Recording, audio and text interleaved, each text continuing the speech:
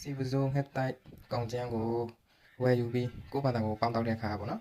လူတစ်ယောက်မှာတာမန်လူတစ်ယောက်မှာတစ်နေ့တာပေါ့နော်3 gram လောက်ဆိုတော့လုံလောက်ပါပြီတချို့ကျတော့2 gram တချို့ကျ3 gram တချို့ကျ5 gram တောက်ကြတာပေါ့နော်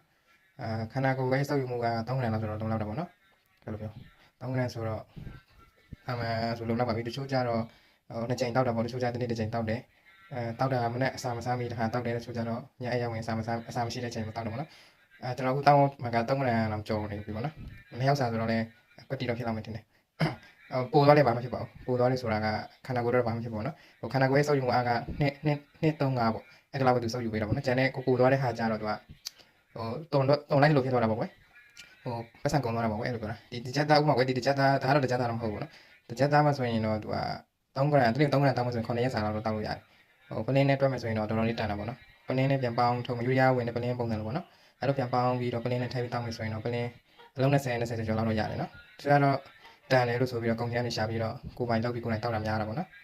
အဲ့လိုလာပြောပြတာပါခင်ဗျာကိုပိုင်တောက်ရင်တော့တချို့ကျတော့ရှိသေးတယ်ဒီဟာမပေါင်းတော့ဘူးမပေါင်းတော့တဲ့ခါဒီတိုင်းပဲတညတာစိန်နေမနေ့ကျရင်တောက်လိုက်တယ်ဒါကြတော့ပိုးမတက်ဘူးပေါ့နော်ပေါင်းလိုက်ရင်တော့ပေါင်းနေဆိုတဲ့သဘောကတော့ပိုးတက်လိုက်တဲ့သဘောပိုးတက်လိုက်တော့အနေနဲ့လည်းကင်းတာပေါ့ကွယ်ပိုးတက်လိုက်တော့တချို့ကျလည်းဒီတိုင်းပဲရေဆိုင်လိုက်တယ်မနေ့ကျမှဒီတိုင်းဝါစားလိုက်တာပေါ့ကွယ်တချို့ပိုးမတက်တော့ဘူးအဲ့လိုမျိုးတွေရှိတာပေါ့နော်ပိုးတက်တယ်နဲ့ပိုးမတက်တယ်နဲ့တော့ကွာသွားတာပေါ့အဲ့လိုလေးရှိပါတယ်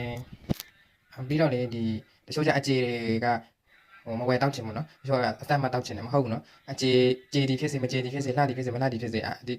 စီဝစုံခက်တိုက်ရဒီအာနိတင်ကတော့အကုန်လုံးအတူတူပဲပေါ့နော်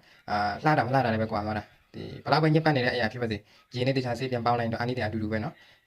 နေတော့မလှမ်းနဲ့ပေါ့နော်နေလှမ်းလိုက်ရင်တော့သူအာနိတင်ပြန်သွားမယ်သူဆေးသဘောလိုပဲအရေးရှိတဲ့နေရာမှာထားအေးမြတဲ့နေရာမှာထားအာနိတင်အကုန်လုံးအတူတူပဲနော်အခွက်လှတာမလှတာနဲ့အပြင်မှာလှတာမလှတာနဲ့ပဲကွာသွားတာကျန်တဲ့အားလုံးကအာနိတင်ချင်းအတူတူပါပဲခင်ဗျာအားလုံးကြမှာချမ်းသာပါစေစိတ်ပြေကြပါစေနော်